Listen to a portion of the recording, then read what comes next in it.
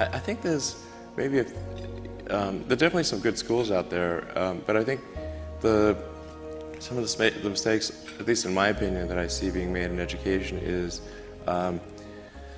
that the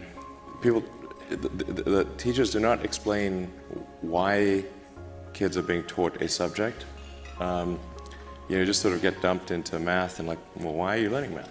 What's the point of this? This seems like some, for some people, like maybe it's, I don't know why I'm being asked to do these strange problems, but the why of things is extremely important, because our brain has evolved to discard information that it thinks has no relevance.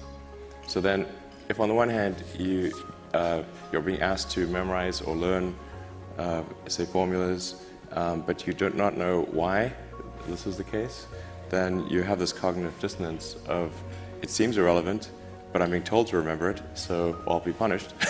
So I better remember it. But so the why of things is very important, and then being able to, and then picking kind of a problem, and then using various educational tools to solve that problem, like using math or physics or economics to solve that problem, is far more engaging than teaching the tools.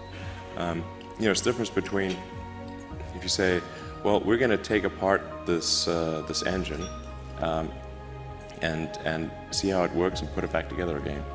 And then in order to take the engine apart, we need wrenches and screwdrivers and a winch and Allen keys and whatnot. And then in the course of solving the problem of taking the engine apart and putting it back together, you learn about wrenches and screwdrivers and all the tools that you need. And then now you understand the relevance. This is why wrenches are important. Whereas if you had a class on wrenches, why does this not seem that great? So tying it to solving a problem is, I think, very powerful for establishing relevance and getting kids excited about what they're working on, and having the knowledge stick. I think things like CubeSats, like what is a solar panel, how does orbital dynamics work, how do we power this thing, how do batteries work, electronics, control systems, and you need to. Then you're like, oh, we want to make our satellite work. That's why we need to understand all these disciplines. So I think it's like CubeSats, student CubeSats are great. Like things like design, build, fly for model airplanes or Formula SAE. We've got to design and build a kind of a race car and then race that against other people. I think those things are very powerful for learning tools. Actually, I created a little school. It's called Ad Astra, which means to the stars. That's maybe a bit different from most other schools, is that there aren't any grades. There's no like not grade 1, grade 2, grade 3 type of thing. Making all the children go in the same grade at the same time, like an assembly line. Because some people love English or languages, some people love math, some people love music, and they have different abilities at different times. It makes more sense to cater the education to match their aptitudes and abilities. I think that's one principle. Another is that it's important to teach problem solving, or teach to the problem, not to the tools.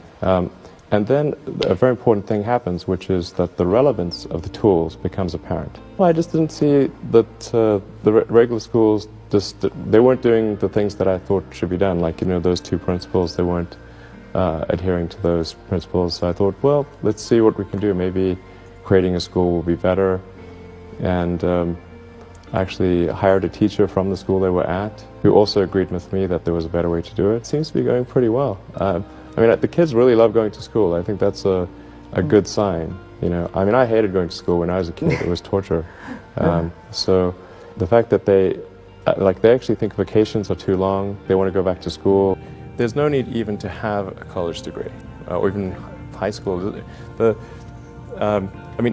If somebody graduated from a great university, that may be an indication that they will be capable of great things, but it's not necessarily the case.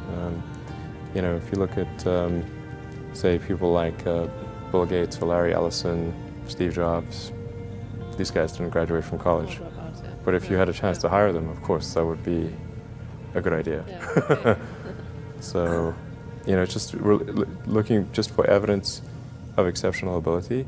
And if there's a track record of exceptional achievement, then it's likely that that will continue into the future.